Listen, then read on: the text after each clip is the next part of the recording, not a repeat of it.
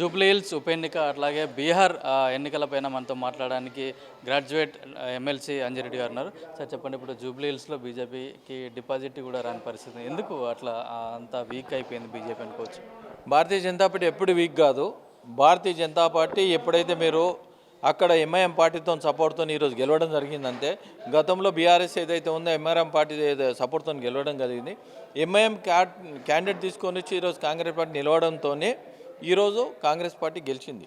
అంతే తప్ప దాన్ని బట్టి పెద్ద దాని గురించి వరి అయ్యేది, డిపాజిట్ పోయిందని వరి అయ్యేది కాదు.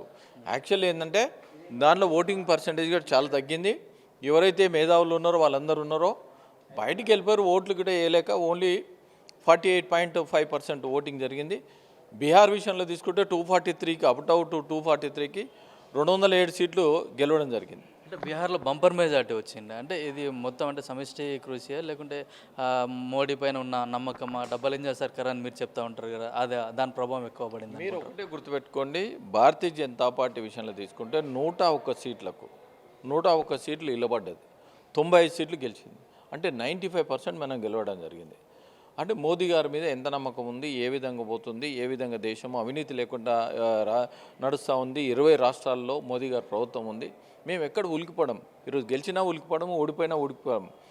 ఎప్పుడు ప్రజల్లో నిరంతరం కష్టపడుతూ ఉంటాం. దేశం కోసం, ధర్మం కోసానికి, అవినీతి లేకుండా ఉండే పాలన కోసానికి మేము కష్టపడుతూ ఉంటాం. ప్రజలు ఎప్పుడైనా మా వైపు మొగ్గు చూపిస్తూ ఉంటారు. ఈరోజు నేను ఒకటే ఛాలెంజ్ చేస్తూ ఉన్నాను.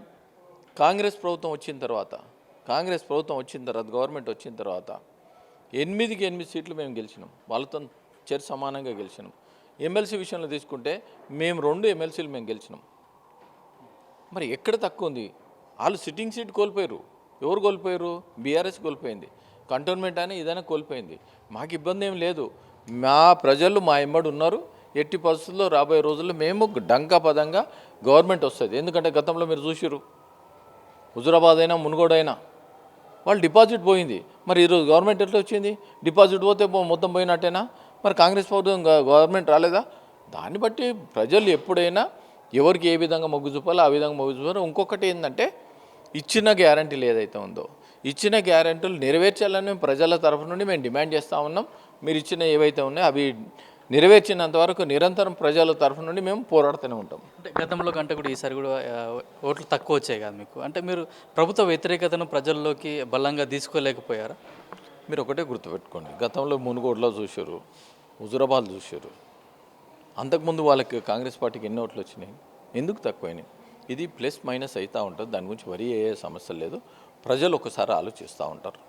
ఆలోచన ధోరణితో ఏ విధంగా ఎవరికి వేస్తే ఏ విధంగా పోతుంది వీళ్ళు ఎంఐఎం పార్టీతో జతగట్టిన తర్వాతనే ఈరోజు గెలవడం జరిగింది.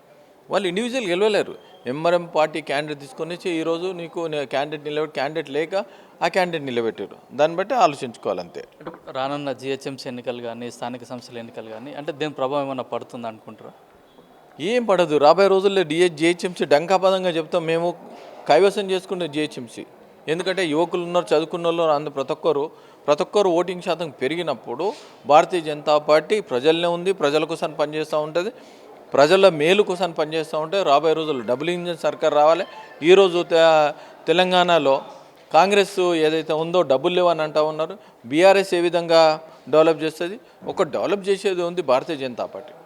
వాళ్ళకి ఏ పనులు కావాలన్నా సెంట్రల్ నుంచి వచ్చే సెంట్రల్ ఫండ్ అయినా, 15th ఫైనాన్స్ అమౌంట్ అయినా, లేదా అమృత్ స్కీమ్స్ కింద ఏవైతే ఉన్నాయో ఆ విధంగా డబ్బులు వచ్చేసి గ్రామ పంచాయతీలో కూడా వీధి లైట్ల కార్యక్రమం తీసుకుంటే గ్రామ పంచాయతీ నరేగా ఫండ్స్ అయినా, ఇంకో ఫండ్స్ అయినా ప్రతి ఒక్కరి ఇది నడుస్తూ ఉన్నది. మీరు ఆరోగ్యశ్రీ విషయంలో తీసుకుంటే ఆరోగ్యశ్రీకి డబ్బులే లేదు.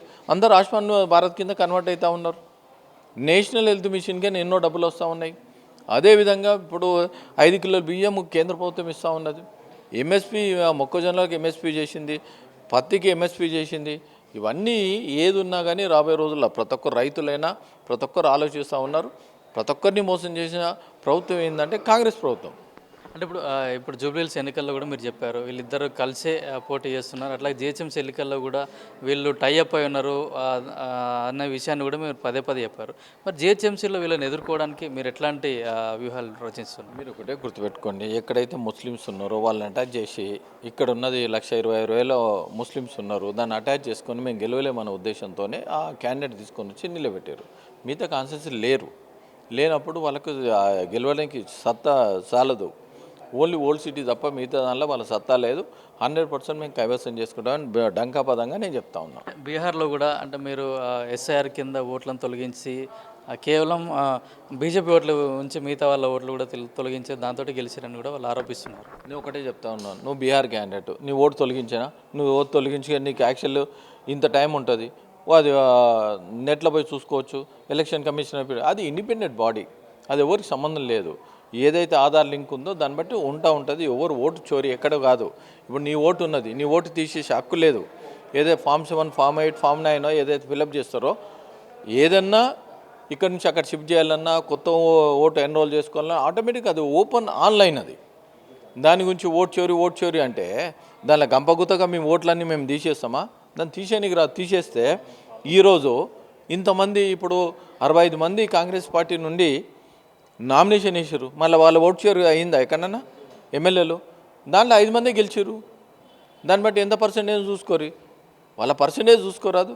దాన్ని బట్టి ఆలోచించుకోవాలి. ఆటోమేటిక్ రాబోయే రోజుల్లో Bharatiya Janata party local body అయినా ఏ ఎలక్షన్స్ అయినా గెలుపు ఖాయమని నేను డిమాండ్ చెప్తాను.